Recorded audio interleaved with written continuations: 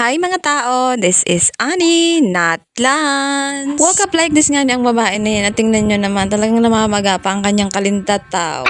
Dahil nga ni Lunes na naman, back to reality na naman ang ante nyo. Hindi na naman tayo normal na tao ngayong araw. Dahil alam nyo kapag Monday to Friday, oh my God, sobrang nakakaputok ng utak. Iyon yung mga alaw na kadakol kang isipon kung saan ka makuan yung panira, kung ano na naman ang panira ang mga estudyante, kung ano naman ang mga babaluno ninda, kung saan na naman makuan yung pamasahe. Akala mo sa kuya pamilyadong tao, pero totoo talaga. Lalo na kung pamilyadong tao. Tama na nga ni ang drama at hugasan ta na ang kalderong sa tuyang sasapnaan dyan. At pagkatapos ko nga rin hugasan ng kaldero ay nilagyan ko na ito ng bigas. And then hinugas-hugasan ko ng maigi. Pagkatapos naman ay sinuunad ko na para maunog na nga ni. And then sinunod ko na nga kung ano dyan ang panira na lulutuin ko para sa mga alaga ko. At pagkatapos ay nagpainit na din ako ng mantika sa kawali. At agad-agad ko nga rin pinirito itong mga wings ng manok. At aantayin ko na lang na mag-golden brown ang mga ito. Sabado Domingo lang nga ako nagiging normal na tao dyan kasi mayong dakol na isipon. Kasi pag Sabado Domingo pwede kang magsira ng asin, pwede kang magsira ng tawyo. What? At ito na nga ni minikos-mikos ko na ang aking sinapna dyan at pinagsabay-sabay ko ng pagluluto ng ulam at pagsaing. At nang maluto na nga ni itong fried chicken na hinahon ko na at inilagay ko na sa plato. Paulit-ulit lang nga ni ang vlog ko na to sa pagluluto. At kung ayaw mo nang manood, mag-scroll ka na lang. At pagkatapos ko kanina magluto dyan ay nag-prepare na ako ng kanilang mga baon. Nilagyan ko na ng kanina at ulam ang kanilang balunan. At pinakain ko na rin dyan ang aking mga alaga. At pagkatapos nga nilang kumain dyan ay nag-toothbrush na sila. Tingnan nyo naman talagang nag-aarahit na sila ng Colgate. Dumadagdag na naman to sa isipin kong Colgate na ito. At si gusto pong mag-sponsor dyan ng Colgate ay mag-chat na lang po sa akin.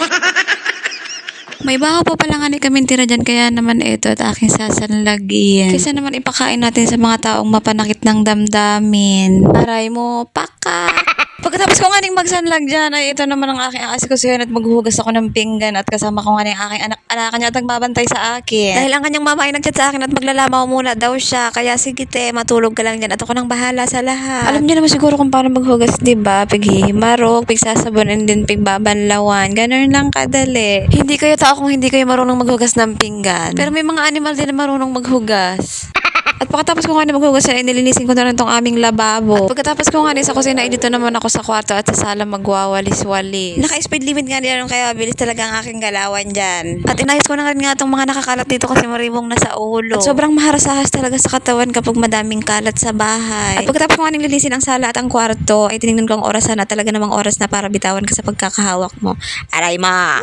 Oras na para magluto syempre kaya naman lulutuan ko ang Disney Princess namin ng sinigang na baboy. Nagiris na nga niya ako dyan yung mga sakap na gagamitin sa pagluto. And then nagawa na din ako ng kangkong na panghalo sa sinigang. Pero kadito lang nga yung fresh from our garden. Maganda talaga kapag may sadiri kang tinanom kasi nga hindi ka nabibili si palengke at magugusi ka na lang. Fast forward na nga tayo pagkatapos ko magluto dyan ng pangudtuhan ay inasikaso ko na tong alaga ko kasi may pasok siya ng 12:00. And after all these years nakapagligo na rin kasi nga sobrang init that time, 12:00 yan ng tanghali. Kaya napakarigos ako dyan ng maaga kasi nga nawalan pa kami ng kuryente. No fan, no wifi, no everything. Kaya maligo ka na lang ng maaga At pagkatapos ko nga maglagay dyan ng sunscreen ay talaga namang nahalata ko ang kilikini ko punong-puno na ng bulbol.